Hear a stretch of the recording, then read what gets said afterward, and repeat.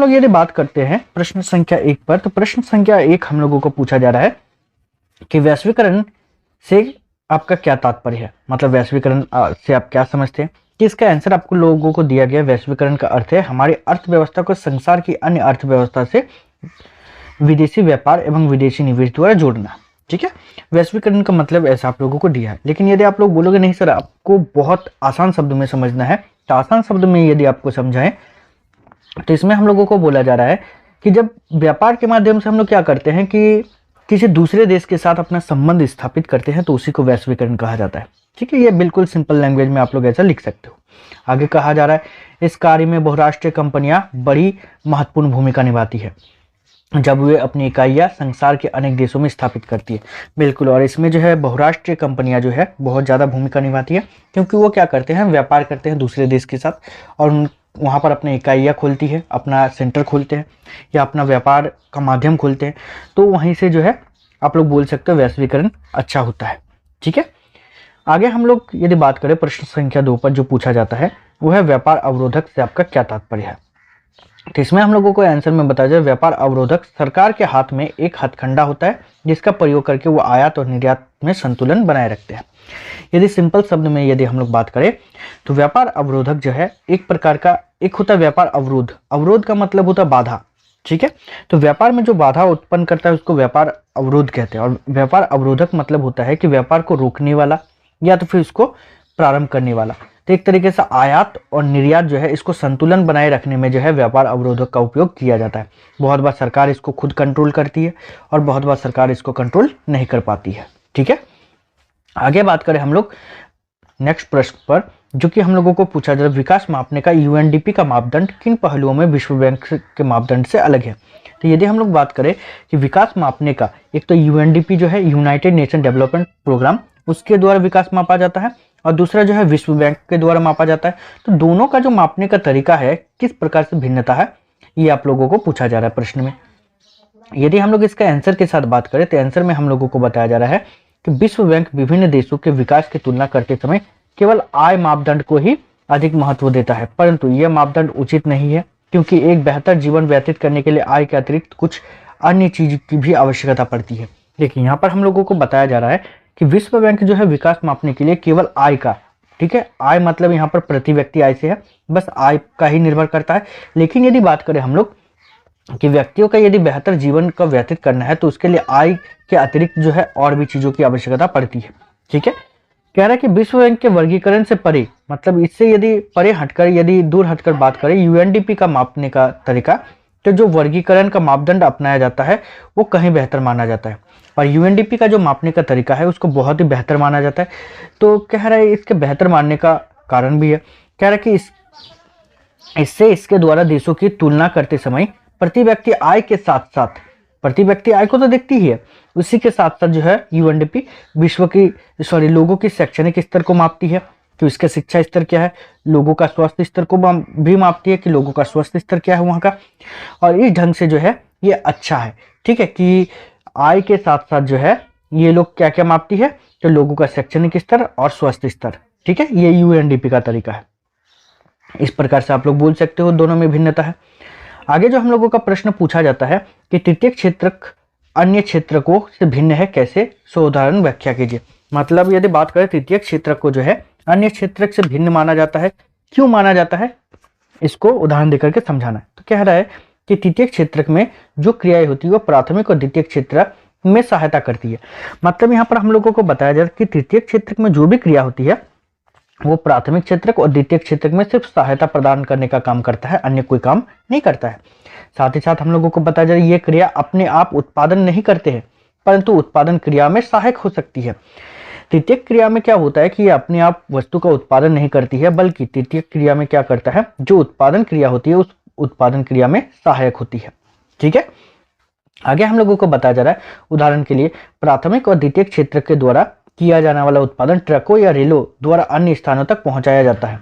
प्राथमिक और द्वितीय क्षेत्र में जो भी उत्पादन होता है उसको ट्रक के माध्यम से या रेल के माध्यम से क्या होता है, अन्य जगह पर पहुंचाया जाता है। ठीक है, हम लोगों को साथ ही साथ बताया जा रहा है कि कभी कभी माल को गोदामों में भी रखा जाता है, अन्य व्यापारियों से टेलीफोन पत्रों द्वारा बात करके बैंकों में रुपया उधार लेकर के या माल का भुगतान किया जाता है, ये सब होता है। तो ये सब तृतीय क्रिया का ही उदाहरण है। ये सारे काम तृतीय क्रिया के उदाहरण है, ठीक है। और इसका अर्थ है कि तृतीय क्षेत्र सेवा कार्य करता है, ना कि उत्पादन कार्य करता है। और इस प्रकार हम लोग बोल सकते हैं तृतीय क्रिया जो है इसमें सेवा किया जाता है और ना कि इसमें उत्पादन होता है, ठीक है। इसीलिए इसे सेवा क्षेत्र के नाम से भी जाना जाता है। इसीलिए तृतीय क्रिया को जो है सेवा क्षेत्र के भी नाम से जाना जाता है। अगला प्रश्न जो हम लोगों को एग्जाम में पूछा जाता है कि क्या कारण है कि बैंक कुछ कर्जदारों को कर्ज देने के लिए तैयार नहीं होते, ठीक है। तो बोल रहा है कि क्या कारण है कि बैंक जो है कुछ कर्जदारों को कर्ज देने के लिए तैयार नहीं होते हैं। तो कह रहा है कि कई बार बैंक कुछ कर्जदारों को कर्ज देने के लिए तैयार नहीं होते। इसके मुख्य कारण निम्नलिखित है। सबसे पहला यदि बात करें तो इसमें पहला हम लोगों को बताया जाए, कुछ कर्जदार बैंक को अपना आय प्रमाण पत्र देने में असमर्थ होते हैं। तो कुछ कर्जदार क्या होते हैं कि बैंक में अपना आय प्रमाण पत्र नहीं दे पाते हैं, जिसके कारण जो है उसको बैंक ऋण नहीं देती है। दूसरा कारण हो सकता है कि कुछ लोग अपनी नौकरी के विषय में बैंकों को ब्यौरा उपलब्ध नहीं करा सकते। कुछ लोग जो है अपना जो नौकरी का ब्यौरा की वास्तव में वो क्या काम करते हैं क्या नहीं करते हैं उसके बारे में जो है वो ब्यौरा नहीं दे पाते हैं, जिसके कारण जो है ब्यौरा देने का मतलब यहाँ पर है कि कुछ अपने बारे में नहीं बता पाते, अपने काम के बारे में नहीं बता पाते, जिसके कारण उसको बैंक ऋण नहीं देती है। कह रहे कुछ लोग कर्ज के बदले में भूमि, पशु, संपत्ति आदि के रूप में ऋण उपलब्ध नहीं करा सकते हैं। सिंपल सी बात है, भूमि, पशु और संपत्ति के आधार पर जो है उसको ऋण नहीं मिलती है। कुछ लोग गारंटी देने वाले दो लोगों को नहीं ला सकते हैं जो कर्ज ना देने पर उनका कर्ज चुकाने का गारंटी दे सकता है, तो इसीलिए उन लोगों को भी ऋण नहीं मिलता है, ठीक है। और बहुतों के पास तो कागज भी नहीं होता है, ठीक है, अपना घर का जो कागज वगैरह है वो नहीं होता है, जिसके कारण जो है उसको ऋण नहीं मिलता है, ठीक है। अगला क्वेश्चन जो हम लोगों के एग्जाम में बहुत बार पूछा गया वो है वैश्वीकरण प्रक्रिया में बहुराष्ट्रीय कंपनी की क्या भूमिका है, ठीक है। बहुराष्ट्रीय कंपनी की क्या भूमिका है, इसमें हम लोगों को बताया जा रहा है कि बहुराष्ट्रीय कंपनियां प्राय विश्व में ऐसे स्थानों की तलाश में रहते हैं जहां उनके उत्पादन की लागत कम हो ताकि अधिक से अधिक लाभ कमाया जा सके, ठीक है। तो सबसे पहले विश्व वैश्वीकरण में जो बहुराष्ट्रीय कंपनियां हैं वो क्या करती है कि अधिक लाभ कमाने के लिए ऐसे जगह का तलाश करती है जहां पर उत्पादन की लागत जो है कम हो और अधिक से अधिक लाभ हो सके, ठीक है। जहां पर उन लोगों को लागत कम हो आएगा वहीं पर ज्यादातर वो प्रयास करते हैं कि अपना उद्योग वगैरह स्थापित करने का, ठीक है। अगला यदि बात करें हम लोग तो इसमें हम लोगों को बताया जाए विभिन्न देशों में बहुराष्ट्रीय कंपनियों के निवेश में लगातार वृद्धि हो रही है। इसके साथ ही विभिन्न देशों के बीच विदेशी व्यापार में भी वृद्धि हो रही है।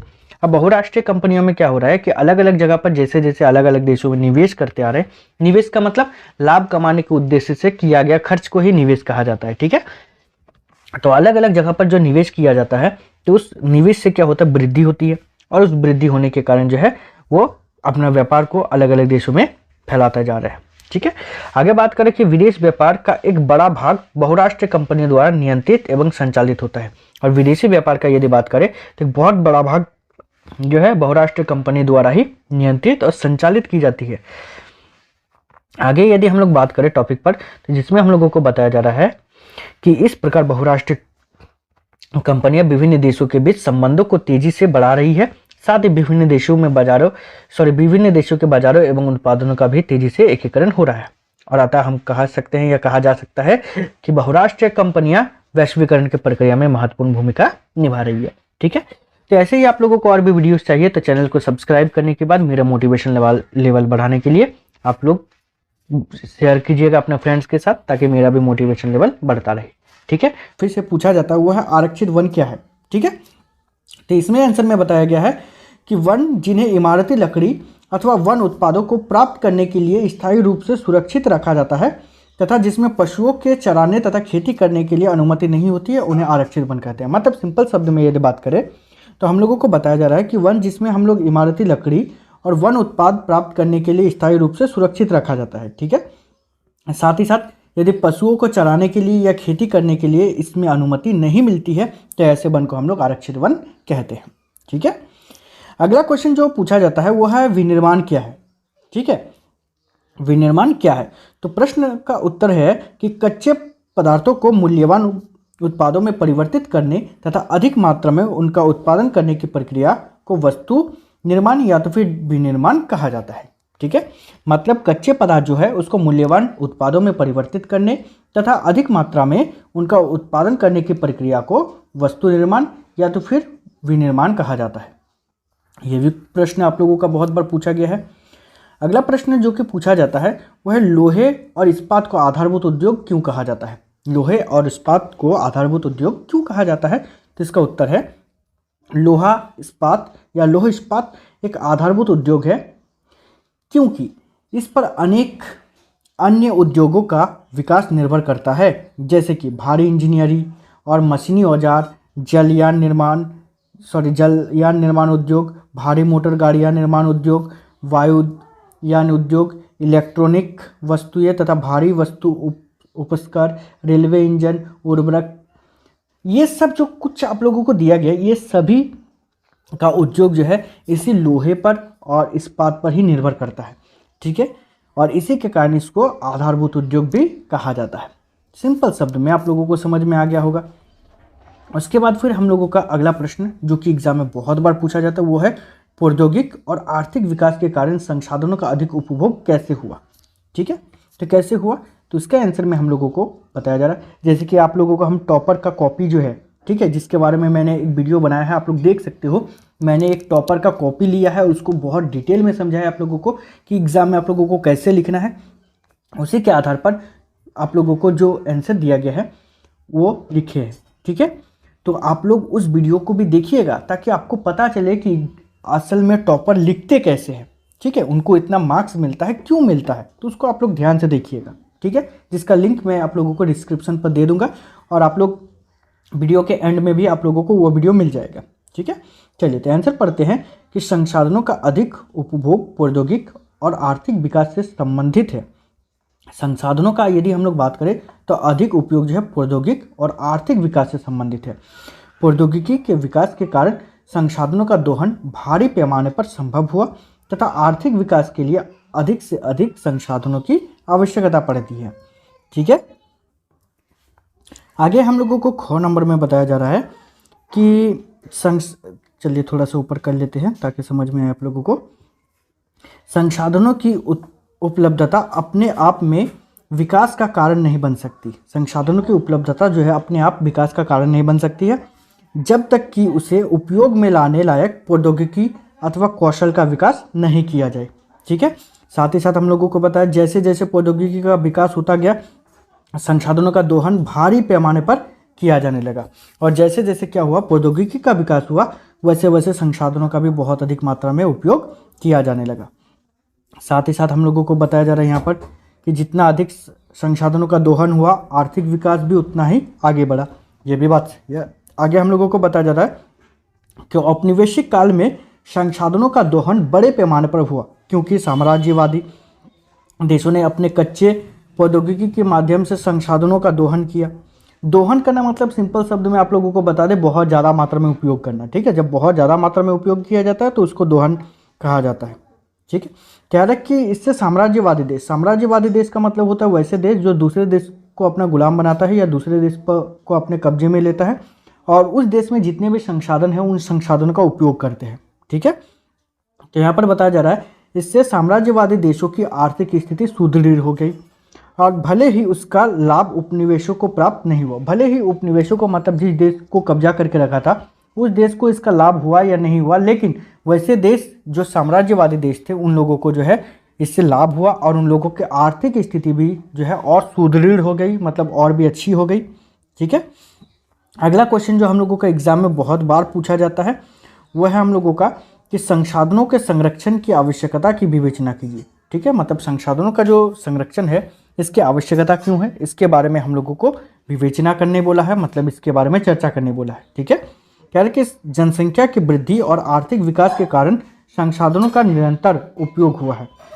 जनसंख्या की वृद्धि और आर्थिक विकास के कारण क्या हुआ है कि संसाधनों का निरंतर उपयोग हुआ। ये बात सही है। यदि उपभोग की यही गति रही तो एक दिन आर्थिक विकास रुक जाएगा और मानव सभ्यता का अस्तित्व खतरे में पड़ जाएगा। वास्तव में हम लोग जितना ज़्यादा मात्रा में या जितना तेज़ गति से संसाधनों का उपयोग कर रहे हैं यदि ये समाप्त हो जाती है तो एक समय ऐसा भी आएगा कि हमारा अस्तित्व ही खतरे में पड़ जाएगा। अतः संसाधनों का संरक्षण अनिवार्य हो गया है, मतलब संसाधनों का संरक्षण जरूरी है। अब हम लोगों को बताया जा रहा है कि संसाधनों के संरक्षण की आवश्यकता निम्नलिखित कारणों से है। अब संसाधनों का संरक्षण जो है हम लोगों को कुछ कारणों से पड़ता है या जरूरी भी है, बहुत ज़्यादा जरूरी है। तो वही हम लोगों को बताया जा रहा है कि मानव आवास के कारण बसे प्रदेशों में भूमि दुर्लभ हो गई। मानव आवास के कारण जो प्रदेश है उसमें भूमि दुर्लभ हो गई, भूमि का कमी हो गई, ये बोल सकते हो। कृषि के लिए उपयोगी भूमि पर मकान बन रहे हैं, कृषि योग्य जो भूमि है उस पर मकान बन रहे हैं। अतः यह आवश्यक हो गया है कि उपलब्ध भूमि का योजनाबद्ध उपयोग किया जाए, और यह आवश्यक हो गया है कि उपलब्ध भूमि, जो हमारे पास अभी भूमि है, उसका योजनाबद्ध उपयोग होना चाहिए। ठीक है, आगे क्वेश्चन नंबर बोल रहे हैं टॉपिक ख या तो फिर पॉइंट ख में हम लोगों को बताया जा रहा है कि भूमिगत जल के निरंतर उपयोग से जल स्तर नीचे हो गया है, जिससे कृषि पर बहुत बुरा प्रभाव पड़ रहा है। इसीलिए भूमिगत जल का संरक्षण आवश्यक है। और हम लोग जितना ज़्यादा मात्रा में जल का उपयोग कर रहे हैं, जिससे क्या हो रहा है, जल का स्तर धीरे धीरे नीचे हो जा रहा है, जिससे इसका सीधा सीधा प्रभाव कृषि पर पड़ रही है, और इसीलिए भूमिगत जल का संरक्षण आवश्यक है। आगे हम लोगों का बोल रहा है तीसरा नंबर पॉइंट में कि वनों का निरंतर कटाई से वातावरण प्रदूषित होता जा रहा है। यदि वनों के संरक्षण की ओर ध्यान नहीं दिया गया तो प्रदूषण इतना अधिक बढ़ जाएगा कि मानव जीवन खतरे में पड़ जाएगा।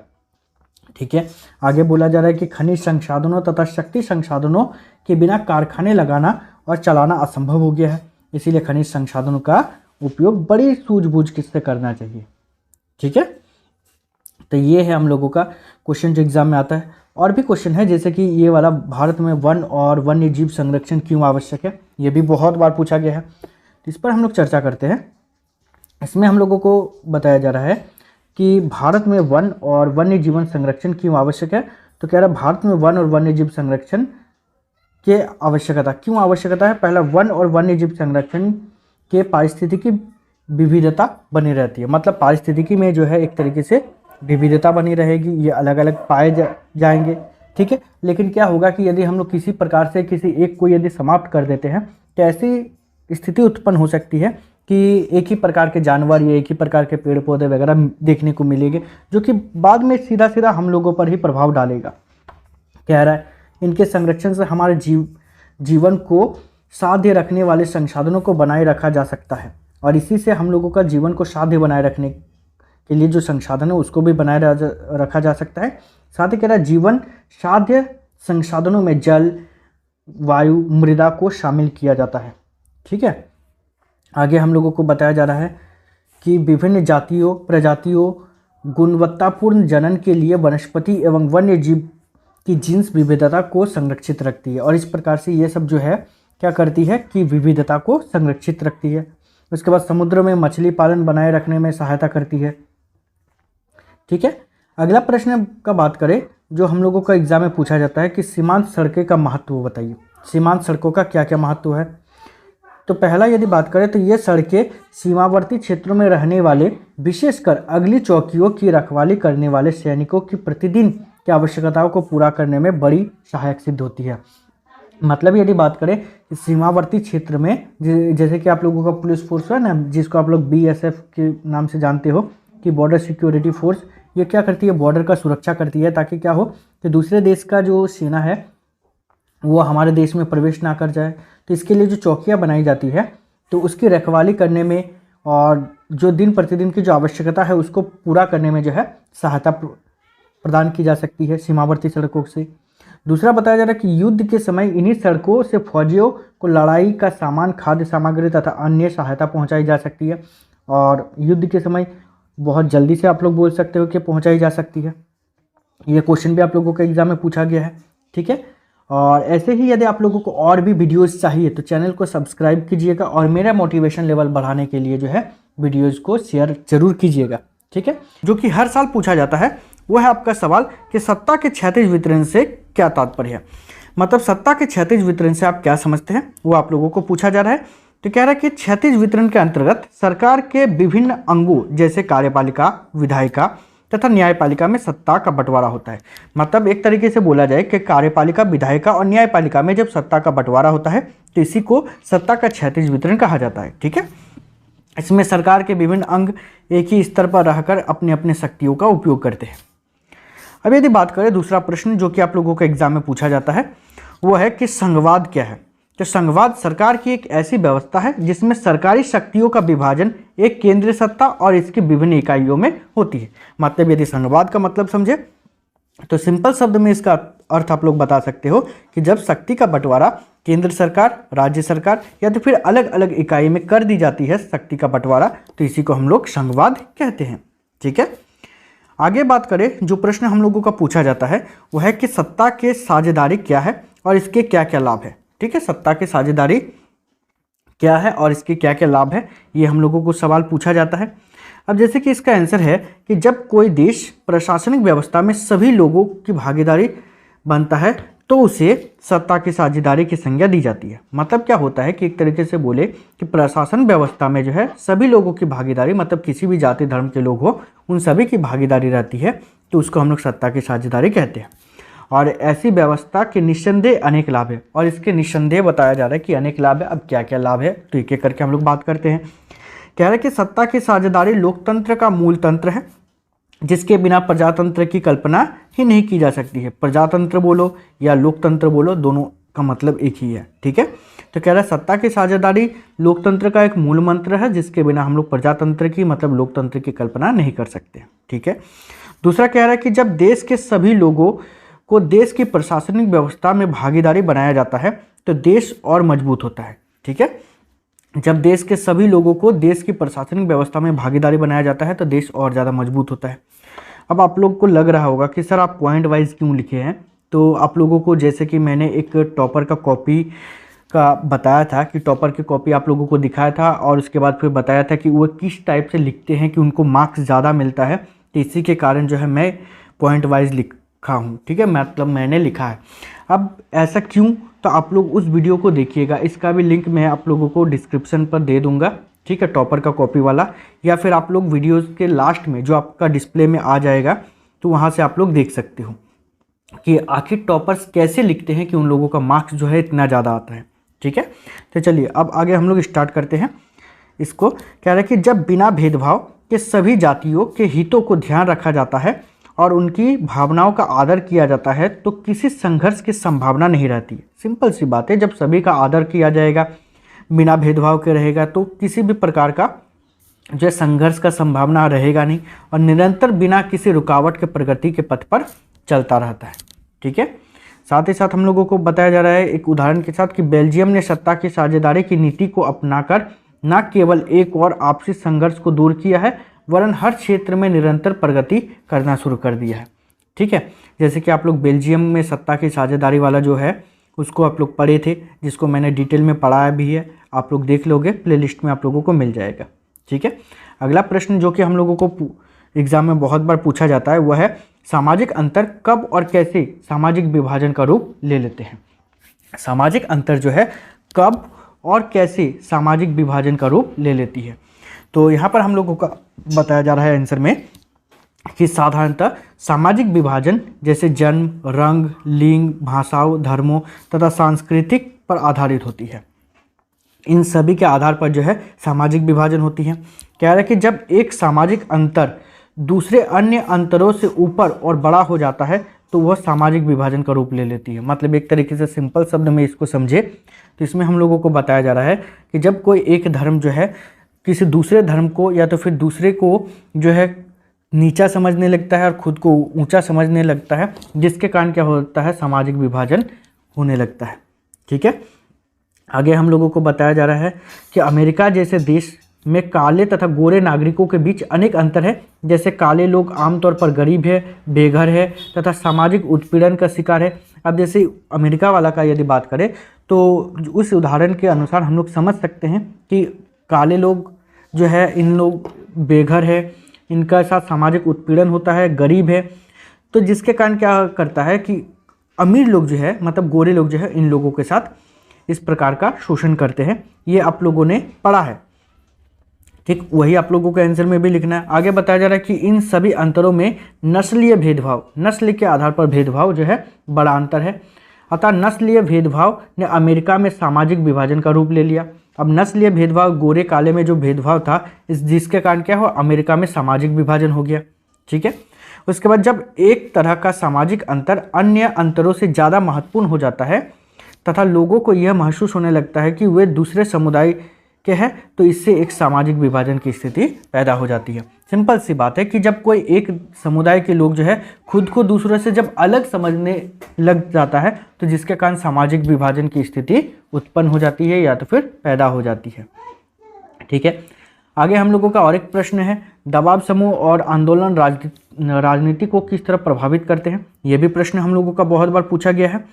तो इसके आंसर पर यदि बात करें तो कह रहा है कि दबाव समूह और आंदोलन राजनीति को कई तरह से असर डालते हैं।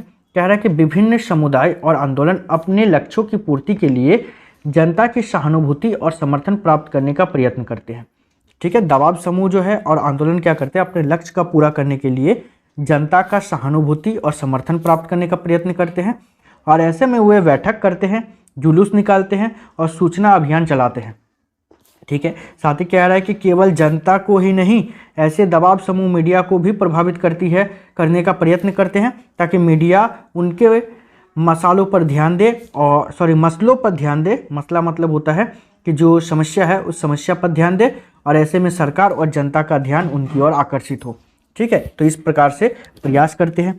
और भी यदि आगे बात करें तो यहाँ पर हम लोगों को बताया जा रहा है कि ऐसे दबाव समूह केवल सूचना अभियान तक ही सीमित नहीं रहते, वरन वे धरना भी देते हैं, हड़ताल भी करते हैं और सरकारी कामकाजों में बाधा भी डालते हैं, ताकि सरकार उनके मांगों को जल्दी से माने। बहुत से मजदूर संगठन, कर्मचारी संघ आदि ऐसे तरीकों को अपनाते हैं ताकि सरकार पर दबाव बन सके। ठीक है, वो कोशिश करते हैं कि सरकार के कामकाज को किसी प्रकार से रोकने का प्रयास करते हैं, ताकि क्या हो कि सरकार उनके बातों को मानने पर बाध्य हो जाए। ठीक है, आगे यदि बात करें जिसमें बताया जा रहा है कुछ दबाव समूह अपनी बात को लोगों तक पहुंचाने और सरकार को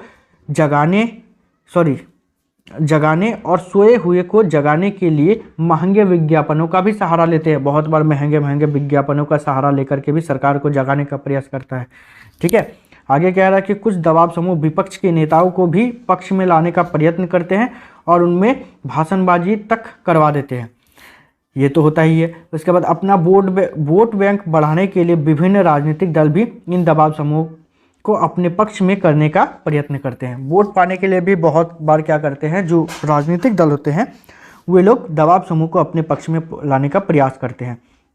ठीक है, एक सवाल और है जो कि हम लोगों को एग्जाम में पूछा जाता है, वो है लोकतंत्र में राजनीतिक दलों की ज़रूरत क्यों है। तो लोकतंत्र में राजनीतिक दलों की ज़रूरत क्यों है, तो इसके बहुत सारे कारण हैं। तो पहला कारण पर यदि बात करें तो विश्व में बड़े बड़े देश हैं जिनमें लोकतंत्र व्यवस्था है, क्योंकि इन बड़े देशों में एक व्यक्ति द्वारा शासन संभव नहीं है। ठीक है, बड़े बड़े देश जितने भी हैं उन सभी में जो है लोकतांत्रिक शासन व्यवस्था है, क्योंकि एक व्यक्ति द्वारा शासन संभव है ही नहीं, इसलिए कई लोगों के समूह मिलकर शासन करते हैं। ऐसी स्थिति में लोगों को एक समूह के रूप में संगठित करने के लिए राजनीतिक दल की जरूरत होती है। ठीक है, तो यदि बात करें तो लोगों को एक समूह के रूप में संगठित करने के लिए भी जो है राजनीतिक दलों की आवश्यकता पड़ती है। आगे यदि बात करें तो आगे हम लोगों को बताया जाए लोकतांत्रिक व्यवस्था में जनता के मतों द्वारा शासन वर्ग का चुनाव होता है, और इसके लिए एक देश या प्रांत को कई चुनाव क्षेत्र में विभाजित किया जाता है, और इसके लिए जो है एक देश को या प्रांत को कई शासन क्षेत्र में या चुनाव क्षेत्र में जो है विभाजित कर दिया जाता है। साथ ही साथ कह रहा है कि राजनीतिक दल ही चुनावों में जनता का प्रतिनिधित्व करते हैं और अपने उम्मीदवार खड़ा करते हैं। ठीक है, इसके कारण क्या होता है, जनता का प्रतिनिधित्व करने में अपना उम्मीदवार खड़ा करते हैं और बहुमत मिलने पर सरकार का गठन करते हैं, और बहुमत मिलने पर मतलब अधिक वोट मिलने पर जो है वे सरकार का गठन करते हैं। एक व्यक्ति द्वारा एक क्षेत्र में चुनाव जीतकर सरकार का गठन करना संभव नहीं है। ऐसी स्थिति में राजनीतिक दल की जरूरत है, और एक व्यक्ति एक ही जगह पर जीत करके यदि सरकार बनाएगा तो ऐसा भी संभव नहीं है, इसके लिए भी राजनीतिक दल की आवश्यकता है। आगे यदि बात करें तो आगे हम लोगों को बताया जा रहा है कि राजनीतिक दल में एक विचारधारा के लोग सम्मिलित होते हैं जो चुनाव में बहुमत मिलने पर सरकार गठन करते हैं, और राजनीतिक दल में यदि बात करें तो एक ही विचारधारा रखने वाले जो लोग हैं वो शामिल होते हैं और वे लोग सरकार का गठन करते हैं। कह रहा है कि पूरे कार्यकाल तक शासन करते हैं, लेकिन अगर विभिन्न विचारधाराओं के लोग जो विभिन्न चुनाव क्षेत्र में जीतकर सरकार का गठन करते हैं, यदि उनमें कोई भेदभाव उत्पन्न हो जाता है तो उनके द्वारा गठित सरकार क्षणिक ही रहती है। और यदि अलग अलग विचारधारा रखने वाले जो सरकार है, मतलब लोग हैं, वो लोग मिलकर के यदि सरकार का गठन करेगा तो वो क्षणिक ही रहेगा, मतलब कुछ समय के लिए ही रहता है। ऐसी स्थिति में प्रभावी राजनीतिक दलों की आवश्यकता है। ठीक है, आगे यदि हम लोग बात करें तो अगला प्रश्न और एक है जो कि एग्जाम में बहुत बार पूछा गया है कि लोकतंत्र किस तरह उत्तरदायी, जिम्मेवार और वैध सरकार का गठन करता है। ठीक है, तो इसका यदि बात करें तो इसके लिए भी कुछ कारण हम लोगों को दिया गया है। जैसे कि पहला कारण का यदि बात करें तो जिसमें कह रहा है ये लोकतंत्र ही है जो एक उत्तरदायी सरकार की स्थापना को संभव बनाता है। ऐसी सरकार कायदे कानून को मानती है। लोकतंत्र में सरकार जो है कायदे कानून को मानती है और लोगों के प्रति जवाबदेह भी होती है। जिस दिन ऐसे सरकार का विधानमंडल में बहुमत समाप्त हो जाता है उसी दिन उसे त्यागपत्र भी देना पड़ता है, और जिस समय उसका कार्यकाल भी समाप्त हो जाता है उस समय क्या होता है, या बहुमत समाप्त हो जाता है तो उसको त्यागपत्र भी देना पड़ता है, मतलब उसको इस्तीफा भी देना पड़ता है। आगे हम लोगों को बताया जा रहा है यह लोकतंत्र ही है जिसमें सरकार जिम्मेदारी से काम करता है और लोगों के हितों पर ध्यान रखती है। लोकतंत्र में ही लोगों का हितों का ध्यान रखा जाता है। साथ ही साथ कह रहा है कि लोकतंत्र ही यह संभव बनाता है कि लोग सूचना के अधिकार के अंतर्गत सरकार तथा उनके कामकाज के बारे में जानकारी प्राप्त कर सकता है। लोकतंत्र ही है जिसमें सरकार से जो है जानकारी प्राप्त कर सकता है लोग। ठीक है, कह रहा है कि लोकतंत्र में ही विरोधी राजनीतिक दल स्वतंत्रता से सरकार की नीतियों की आलोचना करते हैं और उसे अधिक पारदर्शी और जिम्मेदार बनाता है। और लोकतंत्र ही है जिसमें क्या होता है कि चुनाव, मतलब जो राजनीतिक दल है स्वतंत्रता से जो भी नीति वगैरह लागू करती है उसमें पारदर्शी होती है कि असल में उस नियम में है क्या, उसमें लोगों का नुकसान हो रहा है या फ़ायदा हो रहा है, ये सारा का सारा। और साथ ही साथ सरकार भी इस पर जिम्मेदारी से कार्य करती है। आगे हम लोगों को बताया जा रहा है कि लोकतंत्र ही सरकार की वैधता को संभव बनाता है। जब कोई भी सरकार अल्पमत में आ जाता है तो उसे त्यागपत्र देना पड़ता है क्योंकि उसकी वैधता समाप्त हो जाती है। और लोकतंत्र में ही ऐसा होता है कि यदि किसी सरकार के पास यदि कम वोट मिलता है तो उसको त्यागपत्र देना पड़ता है, मतलब उसको इस्तीफा देना पड़ता है। आगे हम लोगों को बताया जा रहा है कि अगली सरकार तभी अस्तित्व में आती है जब अगले चुनाव में अपना बहुमत प्राप्त करते हैं, और सरकार तभी बना सकते हैं या अगली सरकार आती है जब वो बहुमत प्राप्त करती है, और बिना लोगों का विश्वास प्राप्त किए कोई भी नई सरकार नहीं बना सकती है। ठीक है, साथ ही साथ कह रहा है यही चुनाव प्रक्रिया सरकार की वैधता पर मोहर लगाती है जो केवल लोकतंत्र में ही संभव है। ठीक है, तो ये सब कुछ क्वेश्चन है जो आप लोगों का एग्जाम में लगभग हर बार पूछा जाता है। ठीक है, लेकिन यदि आप लोग कमेंट करोगे कि सर नहीं, आप मतलब जितना भी प्रश्न आते हैं एग्जाम में वो सारा का सारा प्रश्न का आप लोग आंसर बना दीजिए तो मैं आप लोगों के लिए बना दूंगा। बस आप लोगों को मेरा मोटिवेशन लेवल को बढ़ाने के लिए चैनल को सब्सक्राइब करने के बाद वीडियोस को शेयर करना है। ठीक है, लोगों का कि रूपक से आपका क्या तात्पर्य है, ये सवाल बहुत बार पूछा गया है। ठीक है, तो इसका आंसर पढ़ते हैं कि जब किसी अमूर्त विचार जैसे कि स्वतंत्रता हो गया, उसके बाद मुक्ति हो गया, ईर्ष्या हो गया, लालच हो गया, ठीक है, इन सभी को किसी व्यक्ति या किसी चीज द्वारा इंगित किया जाता है, मतलब दर्शाया जाता है, इसी को हम लोग कहते हैं रूपक। ठीक है, अब देखिए जैसे कि हम लोगों का और एक सवाल है जो कि है कि मारियान से आप क्या समझते हैं। ये सवाल भी बहुत बार पूछा गया है। तो मारियान से आप क्या समझते हैं? तो मारियान एक नारी रूपक है। मारियान जो है एक नारी रूपक है जिसे फ्रांस में स्वतंत्रता और गणतंत्र का प्रतीक माना गया है। ठीक है, तो मारियान को जो है फ्रांस में, कहाँ पर? तो फ्रांस में स्वतंत्रता और गणतंत्र का प्रतीक माना गया है। और मारियान की प्रतिमाएं सार्वजनिक चौराहे पर लगाई गई ताकि जनता को राष्ट्रीय प्रतीक की याद आती रहे। ठीक है, मारियान को चौक चौराहे पर भी लगाई गई थी। क्यों लगाई गई थी? ताकि वहाँ के जनता को राष्ट्रीय का प्रतीक का याद आता रहे, इसी के कारण जो है चौक चौराहे पर लगाई गई थी। ठीक है, आगे यदि बात करें हम लोग नेक्स्ट क्वेश्चन पर, तो जो हम लोगों को पूछा गया है कि समूह 77 जिसको G77 के नाम से भी जाना जाता है, क्या तात्पर्य है? ठीक है, ये सवाल भी आप लोगों का बहुत बार आया है। तो जैसे कि कह रहा है कि 50 और 60 के दशक में, मतलब 1950 और 1960 के दशक में यदि बात करें, में विकासशील देशों को पश्चिमी देशों की अर्थव्यवस्थाओं की तेज प्रगति से कोई लाभ नहीं हुआ, इसलिए उन्होंने अपना एक नया समूह बना लिया जो G77 के नाम से प्रसिद्ध है। समझ में आया? नहीं समझ में आया ना? चलिए इसको और एक बार समझाते हैं। तो जो विकासशील देश है, तो पश्चिमी देशों का जो अर्थव्यवस्था में तेज प्रगति से जो विकास हो रहा था, या तो फिर बोल सकते हैं पश्चिमी देशों का जो अर्थव्यवस्था में तेज प्रगति से कोई लाभ नहीं हो रहा था, प्रगति हो रहा था, विकास नहीं हो रहा था उसका। तो जिसके कारण क्या किया कि उन लोगों ने क्या किया, अपना ही एक समूह बना लिया, नया समूह 77 देशों का, ठीक है, 77 देशों का एक नया समूह बना लिया और उसी का नाम दिया उन्होंने G77, ठीक है। अगला क्वेश्चन जो एग्जाम में पूछा जाता है वो है राष्ट्रवादी संघर्षों में महिलाओं की भूमिका पर टिप्पणी लिखे, ठीक है। जो भारत में राष्ट्रवादी संघर्ष हुआ था उसमें महिलाओं की क्या भागीदारी रही थी, ये हम लोगों को प्रश्न में पूछा जा रहा है और ये भी एग्जाम में बहुत बार पूछा गया है। तो जैसे कि इसका आंसर बात करें तो इसमें बताया जा रहा है कि राष्ट्रवादी संघर्षों में सारे संसार में महिलाओं ने बहुत महत्वपूर्ण भूमिका अदा की थी, ठीक है, बहुत महत्वपूर्ण भूमिका अदा की थी। जैसे कि राष्ट्रवादी संघर्षों में यद्यपि महिलाओं ने बढ़ चढ़कर भाग लिया, फिर भी उदारवादी आंदोलन के अंतर्गत महिलाओं को राजनीतिक अधिकार देने का मुद्दा विवादास्पद रहा, ठीक है। देखिए यहाँ पर हम लोगों को बताया जा रहा है कि राष्ट्रवादी संघर्ष में यदि बात करें तो महिलाओं ने बहुत ही बढ़ चढ़ करके भाग लिया था। इसके बावजूद क्या हुआ था कि राजनीतिक अधिकार में जो महिलाओं को इतना ज़्यादा हिस्सेदारी नहीं दिया गया था। जैसे कि स्टार्टिंग में यदि देखें तो महिलाओं को वोट देने का अधिकार वगैरह ऐसा कुछ नहीं था, लेकिन उसके बाद फिर भारतीय संविधान बनने के पश्चात क्या हुआ कि महिलाओं को इतना सारा अधिकार दिया गया। आगे यदि बात करें तो इसमें हम लोगों को बताया जा रहा है कि महिलाओं ने अपने राजनीतिक संगठन स्थापित किए, अखबार शुरू किए तथा राजनीतिक बैठकों में भाग लेना प्रारंभ किए।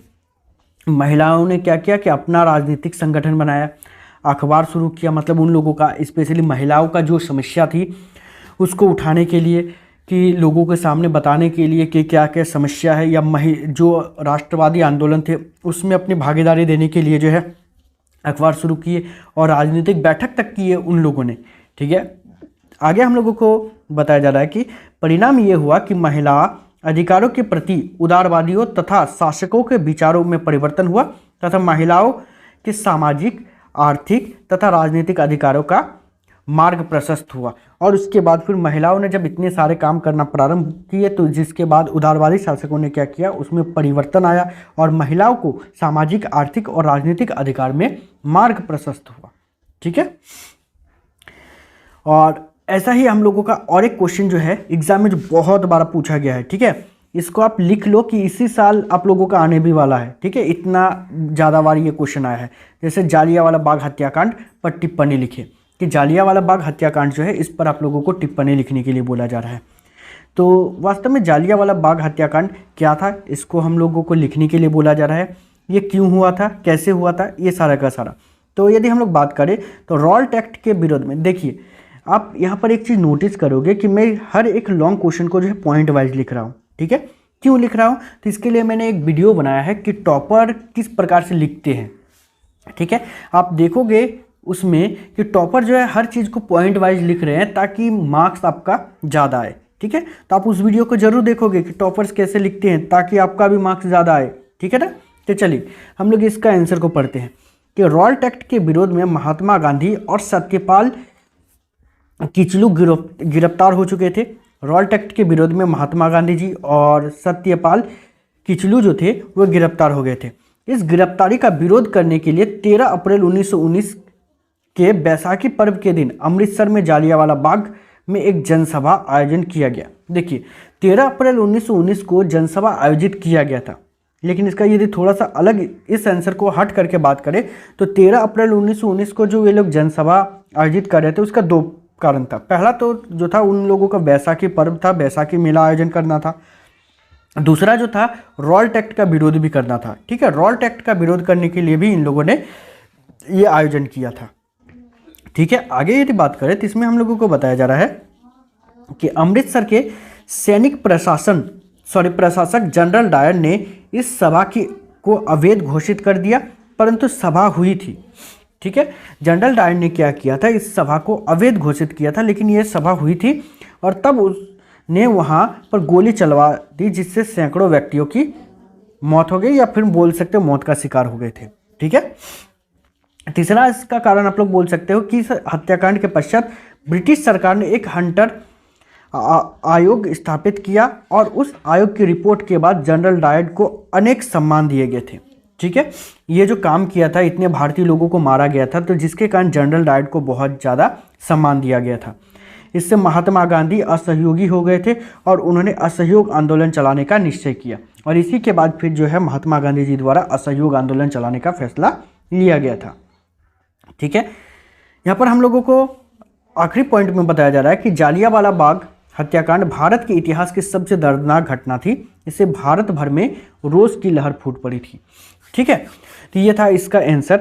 अब आगे और भी क्वेश्चन का बात करें जो आप लोगों को एग्जाम में आता है, जैसे कि दांडी यात्रा से आप क्या समझते हैं। अब बोलोगे सर इसको आप पॉइंट वाइज क्यों नहीं लिखे हैं, तो बहुत सारे ऐसे, जैसे कि इसमें जो है एक ही घटना घटी थी कि गांधी जी जो है दांडी तक यात्रा किए थे, उसके बाद फिर नमक को बनाए थे, तो इसी के कारण इसको पॉइंट वाइज लिखा नहीं जा सकता था और इसी के कारण इसको पॉइंट वाइज नहीं लिखा गया।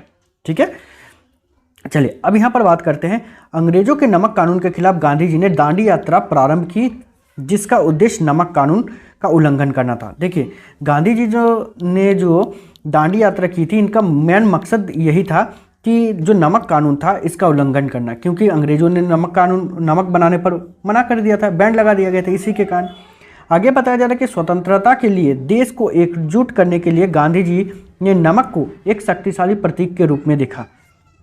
ठीक है, साथ ही साथ बताया जा रहा है कि नमक सर्वधारण के भोजन का एक अनिवार्य हिस्सा था। यदि बात करें तो सभी लोगों के द्वारा, भारतीय सभी लोगों के द्वारा नमक का उपयोग किया जाता था, और उस पर जब बैन लगा दिया गया था, जिसके कारण जो है गांधी जी को ये आंदोलन करना था, और इसी के कारण जो है गांधी जी ने आंदोलन भी किया था। तथा चिकित्सीय दृष्टि से भोजन में इसकी उपस्थिति अत्यंत आवश्यक थी, और यदि बात किया जाए तो भोजन में भी इसकी अत्यंत आवश्यकता थी, जिसके कारण इसका उपयोग भी करना था। अतः नमक कर को महात्मा गांधी ने ब्रिटिश शासन का सबसे दमनकारी पहलू बताया, और इसी चीज़ को जो है महात्मा गांधी ने सबसे दमनकारी पहलू भी बताया था। इस आंदोलन के अंतर्गत गांधी जी ने अपने गिने चुने साथियों के साथ साबरमती आश्रम से 220 किलोमीटर दूर दांडी नामक तटीय कस्बे तक की पैदल यात्रा की थी। और यद्यपि नमक आंदोलन का केंद्रीय उद्देश्य कानून का उल्लंघन करना था, लेकिन इस आंदोलन ने अंग्रेजों के खिलाफ भारतीय जनमानस में एक राष्ट्रीय विद्रोह की भावना को जन्म दिया। और साथ ही साथ हम लोगों को बताया जा रहा है कि गांधी जी का बस मकसद ये था कि पैदल चल करके क्या करना है, हम लोगों को नमक को बनाना है। ठीक है, लेकिन ये आंदोलन इतना व्यापक हो गया कि प्रत्येक भारतीय लोगों में जो है विरोध की भावना उत्पन्न होने लगी थी। ठीक है, और दांडी मार्च अभूतपूर्व घटना हुई जिससे ब्रिटिश साम्राज्य को हिला कर रख दिया, और इन्होंने क्या किया, इस आंदोलन ने ब्रिटिश साम्राज्य को ही हिला करके रख दिया। ठीक है, और इसके साथ साथ हम लोगों को बताया जा रहा है कि दांडी यात्रा द्वारा ही गांधी जी ने सविनय अवज्ञा आंदोलन की शुरुआत की थी, और गांधी जी ने सविनय अवज्ञा आंदोलन की भी शुरुआत इस दांडी यात्रा के द्वारा ही किए थे। ठीक है, देखिए हम लोगों का अगला क्वेश्चन है कि सूरत बंदरगाह 18वीं सदी के अंत तक हाशिए तक पहुंच गया, व्याख्या करें। मतलब सूरत बंदरगाह जो है 18वीं सदी तक जो हाशिए पर पहुंच गया था, तो इसका पीछे क्या कारण था, ये आप लोगों को आंसर में बताने बोला है। ठीक है, तो देखिए जैसे कि इसका आंसर में बात करें तो इसके पीछे बहुत सारा कारण था, जिसके कारण इसको पॉइंट वाइज लिखा गया है। जैसे औपनिवेशिक काल में सूरत एक महत्वपूर्ण बंदरगाह था, जहां से पश्चिमी एशिया के साथ व्यापार होने वाला व्यापार काफ़ी समृद्ध था। जिससे क्या होता था कि जो पश्चिमी एशिया के साथ जो व्यापार होता था वो बहुत ही समृद्ध था, बहुत फैला हुआ था, और तेज़ी से बदलती परिस्थितियों में कलकत्ता और बम्बई नए औद्योगिक केंद्र के रूप में उभरे, जबकि सूरत जैसे विकसित केंद्र हाशिए पर पहुंच गया। जिससे क्या हुआ कि जैसे जैसे समय बीतता चला गया, परिस्थिति बहुत तेज़ी से बदला, और इसके बाद फिर कलकत्ता और बम्बई जो है नए औद्योगिक केंद्र के रूप में सामने आए। और नए औद्योगिक केंद्र के रूप में सामने आए तो सिंपल सी बात है, ज़्यादातर लोग वहीं पर जाना पसंद करेंगे, क्योंकि व्यापार उस टाइम ज़्यादा होता था। आगे यदि बात करें तो इसे सूरत व हुगली दोनों पुराने बंदरगाह कमज़ोर पड़ गए। जिससे क्या हुआ कि सूरत बंदरगाह और हुगली बंदरगाह दोनों जो पुराने बंदरगाह जो थे वो कमज़ोर पड़ गए, और यहाँ से होने वाले निर्यात में नाटकीय कमी आई, और नए बंदरगाह के जरिए होने वाले व्यापार यूरोपीय कंपनियों को नियंत्रण में था। और नए बंदरगाह के जरिए जो व्यापार होता था वो यूरोपीय कंपनियों के नियंत्रण में था, जिसके कारण वो लोग कोशिश करते थे कि ज़्यादातर इसी के माध्यम से व्यापार किया जाए। ठीक है, अगला पॉइंट पे यदि बात करते हैं, जिसमें हम लोगों को बताया जा रहा है 18वीं सदी के अंत तक यूरोपीय कंपनियों की ताकत बढ़ती जा रही थी। पहले उन्होंने स्थानीय दरबारों से कई तरह की रियासतें हासिल की, और बाद में उन्होंने व्यापार पर इजारेदारी अधिकार प्राप्त कर लिया। उसके बाद फिर क्या हुआ कि उन लोगों ने कंपनियों का मतलब उन लोगों का जैसे जैसे ताकत बढ़ता चला गया, उन लोगों ने पहले क्या किया कि जो रियासत थी, मतलब राजाओं का जो राज्य था उसको हासिल किया, और उसके बाद फिर व्यापार जैसे बढ़ा तो उन्होंने क्या किया, इजारेदारी हासिल कर ली। एक तरीके से आप लोग बोल सकते हो मालिकाना हक जो है हासिल कर लिया, और जिससे बहुत सारे पुराने बंदरगाहों की जगह नए बंदरगाह का महत्व औपनिवेशिक सत्ता की बढ़ती ताकत का संकेत था। और इसके कारण क्या हुआ कि नए नए बंदरगाह, एक तरीके से बोल सकते हो आप लोग कि नए नए बंदरगाह जो है बनने लगे, और जिसके कारण जो पुराने बंदरगाह थे, मतलब सूरत बंदरगाह, वो ठप पड़ गया। ठीक है, आगे हम लोगों का क्वेश्चन है जो एग्जाम में पूछा जाता है। ये भी वैसे जितना भी क्वेश्चन आप लोगों को बता रहा हूं, ये सारे के सारे आप लोगों को एग्जाम में पूछा जाता है। ठीक है ना, और बहुत बार पूछा गया है, ऐसा नहीं कि एक दो बार पूछा गया। आप क्वेश्चन बैंक उठा करके देख सकते हो, बहुत बार पूछा गया है। ठीक है, अगला क्वेश्चन है, मुद्रण संस्कृति ने भारत में राष्ट्रवाद के विकास में क्या मदद की।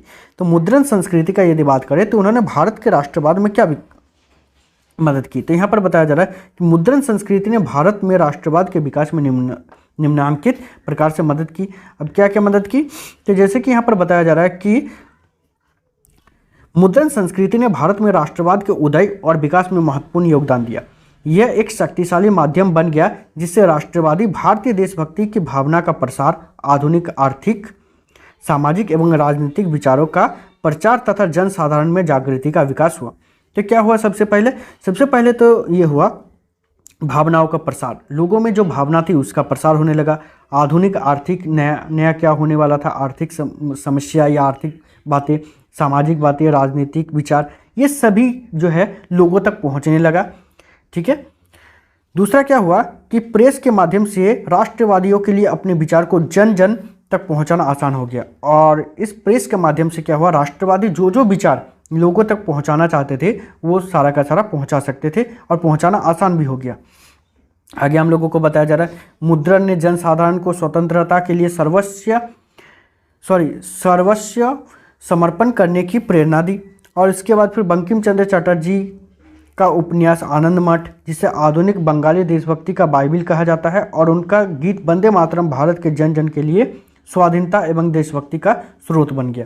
तो एक तरीके से मुद्रण से क्या हुआ, वह हम लोग बोल सकते हैं कि बहुत सारा राइटर आए, बहुत सारे लेखक आए, उन लोगों ने क्या किया, बहुत सारे किताबों को लिखा, लोगों तक अपने विचारों को पहुंचाया, और उसके बाद फिर लोगों में क्या हुआ कि राष्ट्रभक्ति की भावना जो है उत्पन्न होने लगी, जिसके कारण क्या हुआ कि भारत को आज़ादी मिलने में, या तो फिर लोगों तक जो है आप लोग बोल सकते हो, भारत को आज़ादी तो मिली लेकिन लोगों तक पहले सभी बातें पहुंची, जिसके कारण लोग इतने ज़्यादा आगे आए। अतः मुद्रण संस्कृति के विकास ने भारतीयों के आत्मगौरव और देश प्रेम को जागृत करके उन्हें स्वाधीनता के मार्ग की ओर अग्रसर किया। ठीक है, तो ये सब कुछ क्वेश्चन है जो आप लोगों के एग्जाम में बहुत बार पूछा गया है। ठीक है, तो आप लोग इन सभी क्वेश्चन को पढ़ के जरूर जाओगे, ताकि आप लोगों को जो है एग्जाम में दिक्कत ना हो। ठीक है, ऐसे ही और भी बहुत सारे क्वेश्चन है जो आपका एग्जाम में आते हैं, और मैं आप लोगों को सारा का सारा एक एक करके बता दूंगा। बस आपको मेरा मोटिवेशन लेवल बढ़ाने के लिए जो है वीडियोस को शेयर करना है और चैनल को सब्सक्राइब कर देना है। ठीक है, इस वीडियो में इतना ही, मिलते हैं नेक्स्ट वीडियो में, तब तक के लिए बाय, थैंक यू।